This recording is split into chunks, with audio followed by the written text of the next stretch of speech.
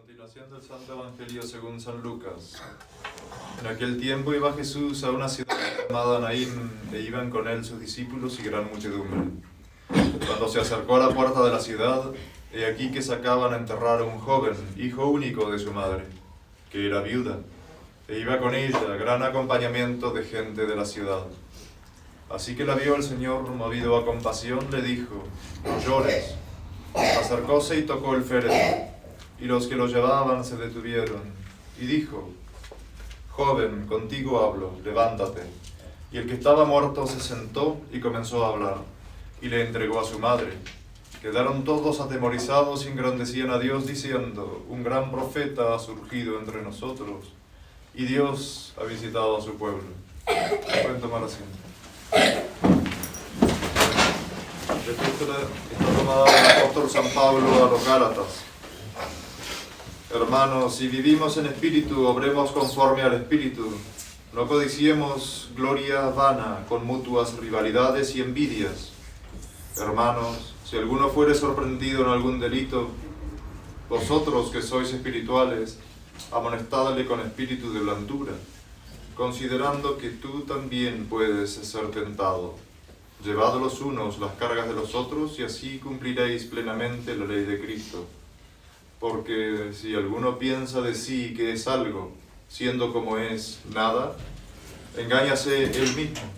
Examine cada uno sus obras, y así podrá gloriarse en solo sus méritos, sin compararse con otros, pues cada cual llevará su propia carga.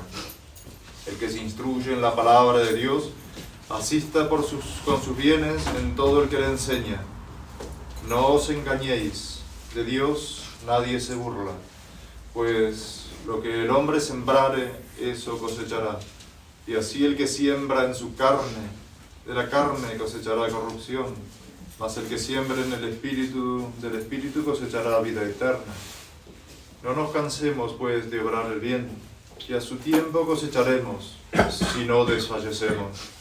Por tanto, mientras tenemos tiempo, hagamos bien a todos, mayormente a los hermanos en la fe. En nombre del Padre, y del Hijo, y del Espíritu Santo. Amén. Dios te salve María, llena eres de gracia, el Señor es contigo.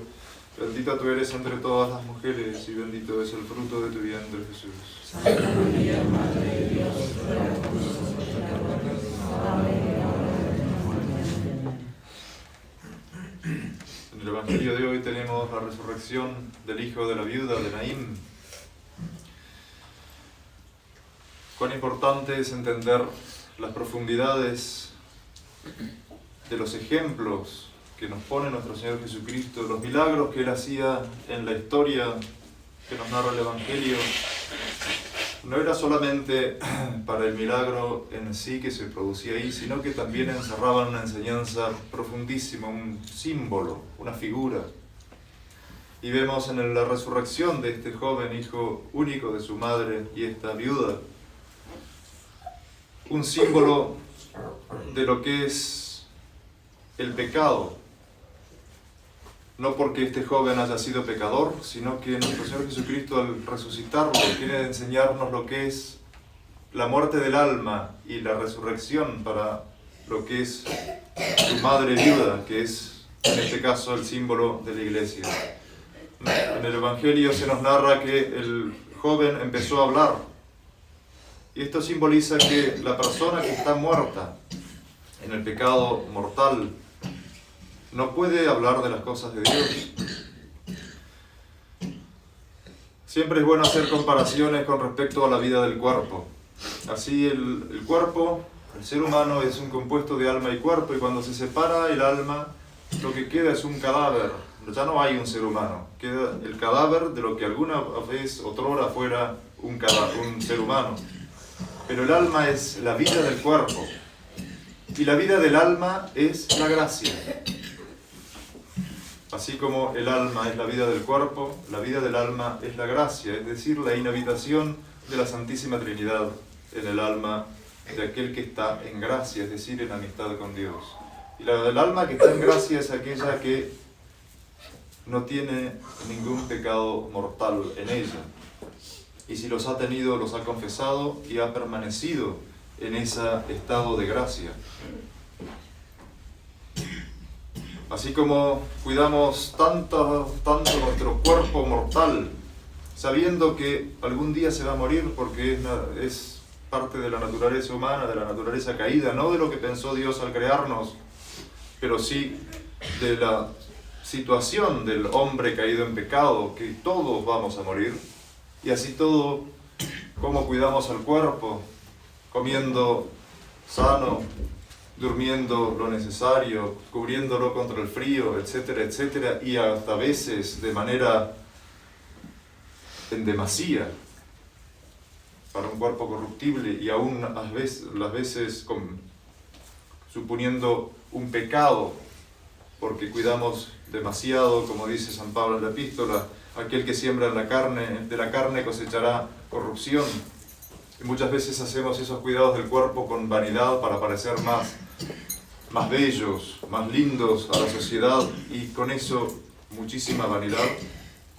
Así tenemos que tener en cuenta el cuidado de nuestra alma, y muchísimo más, porque el cuerpo sabemos que es corruptible y se va a morir. Nadie de los aquí presentes tiene sus antepasados vivos.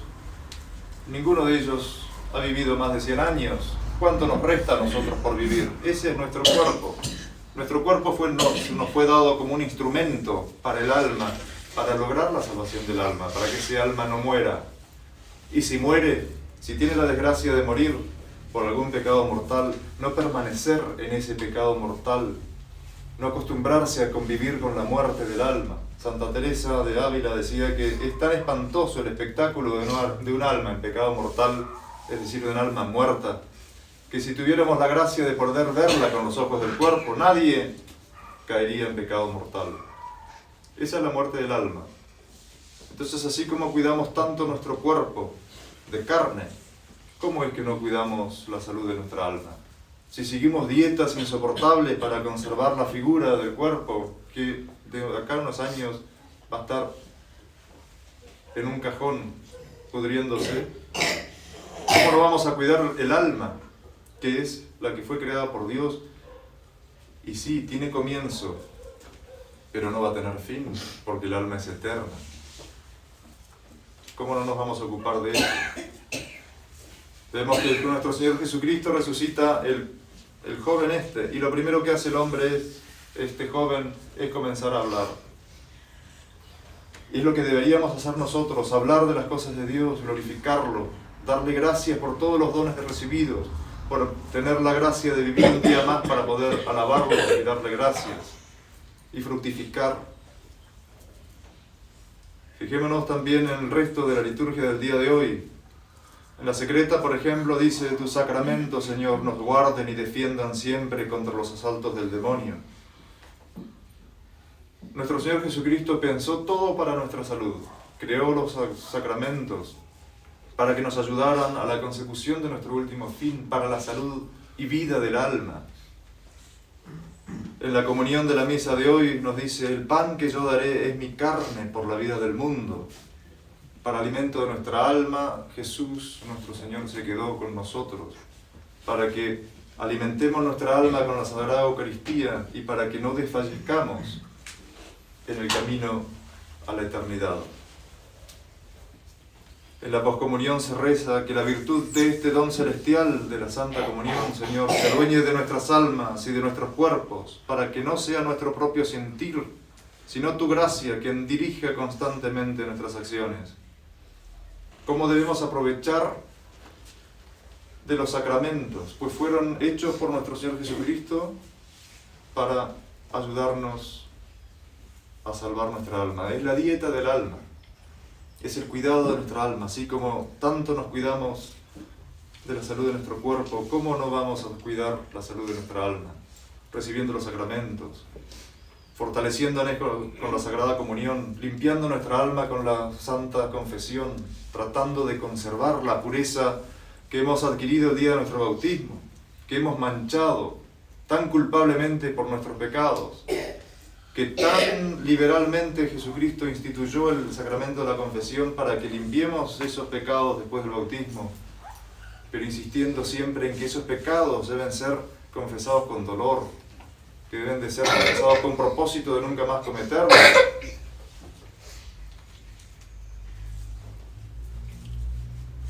También en la epístola tenemos tantos ejemplos y tantas prácticas del San Pablo para la salvación de nuestra alma. No nos cansemos pues de obrar el bien, que a su tiempo cosecharemos si no desfallecemos. En todo siempre se insiste en la perseverancia, que nuestras proposiciones, que lo que nos propongamos no sean como las tormentas de verano que vienen y rompen todo y en 2 minutos se pone el cielo claro de vuelta. No, que sea algo que continúe, que empiece. Por supuesto que va a haber luchas, y va a haber tentaciones, y va a ser difícil.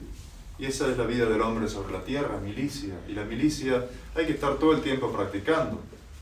¿Qué hace el ejército normalmente? Hace prácticas y prácticas y prácticas, y no al momento de la guerra va a ser débil.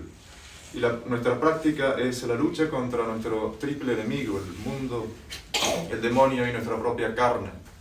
Y eso es continuo.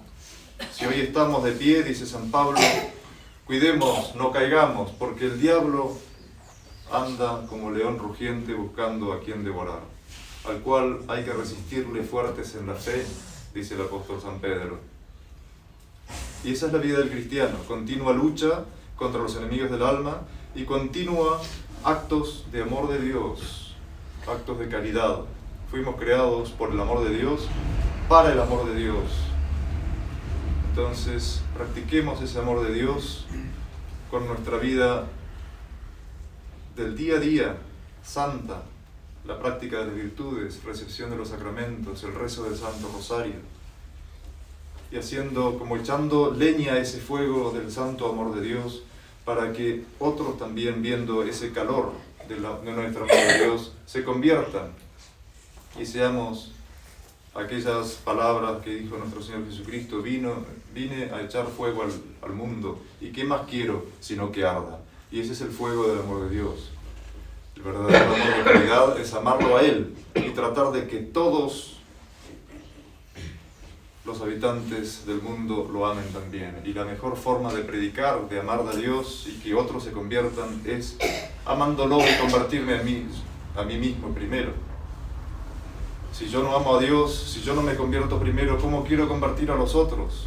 La mejor forma de predicar es amando a Dios, rezando, recibiendo los sacramentos y pidiendo por nuestros hermanos que son tan pecadores como yo, pero que no tuvieron, quién sabe, la oportunidad que tuve yo de conocer, amar y servir a Dios. Entonces, haciendo que ese amor, ese fuego, se desparrame, se derrame por toda la tierra, para que en algún momento se cumplan las palabras de nuestro Señor Jesucristo: un solo rebaño y un solo pastor, bajo el báculo pastoral de nuestro Señor Jesucristo. Pidamos a la Santísima Virgen, entonces, que infunda en nosotros ese santo amor de Dios, que infunda ese amor verdadero por nuestra alma, para que la salvemos y para que con ella salvemos a todos los que nos rodean. Del Padre, y del Hijo y del Espíritu Santo.